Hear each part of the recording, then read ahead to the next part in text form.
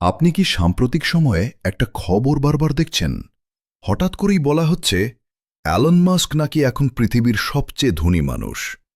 কিন্তু প্রশ্নটা হচ্ছে, একজন মানুষ কিভাবে এক মাসে বা একদিনেই এতটা ধনী হয়ে যেতে পারে? আজ এই ভিডিওতে আমি আপনাকে খুব সহজ ভাষায় পুরো বিষয়টা বুঝিয়ে বলবো। অ্যালন মাস্ক নতুন কেউ নন। অনেক বছর ধরেই তিনি টপ বিলিয়নিয়ারদের তালিকায় আছেন। 2021 সালের শুরুতে টেসলার শেয়ার হঠাৎ বেড়ে যাওয়ার পর তিনি প্রথমবারের মতো বিশ্বের সবচেয়ে ধনী ব্যক্তি হন। তারপর কয়েক বছর ধরে তার সম্পদ কখনো কমেছে, কখনো বেড়েছে। কখনো বেড়েছে, কিন্তু তিনি সবসময় শীর্ষের কাছাকাছি ছিলেন। এবার আসি আসল ঘটনায়। 2025 সালের ডিসেম্বর মাসে হঠাৎ করে অ্যালন মাস্কের সম্পদ অবিশ্বাস্য গতিতে বেড়ে যায়।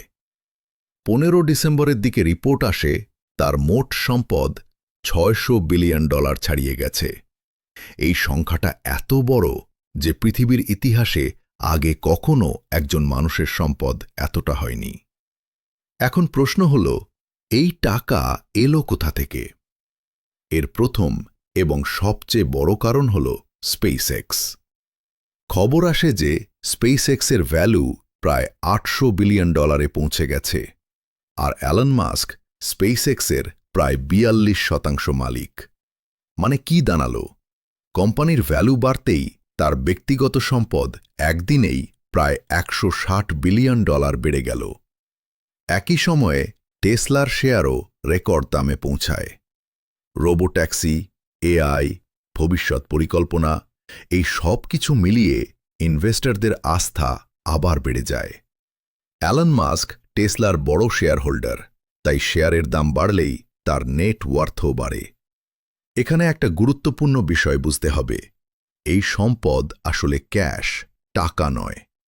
এটা বলা হয় অন পেপার ওয়েলথ, মানে শেয়ার আর কোম্পানির ভ্যালু অনুযায়ী হিসাব। এই গল্প থেকে আমাদের শেখার আছে একটা বিষয়, বড় সম্পদ রাতারাতি তৈরি হয় না, কিন্তু বাজারের একটা মাত্র বড় পরিবর্তন সব হিসাব বদলে দিতে পারে।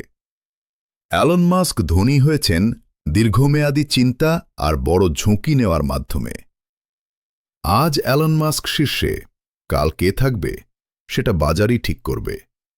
কিন্তু একটা কথা নিশ্চিত, যারা ভবিষ্যৎ নিয়ে কাজ করে তাদের গল্প একদিন না একদিন ইতিহাস হয়ে যায়। আপনার কি মনে হয়, অ্যালন মাস্ক কি ভবিষ্যতে প্রথম ট্রিলিয়নিয়ার হতে পারবেন?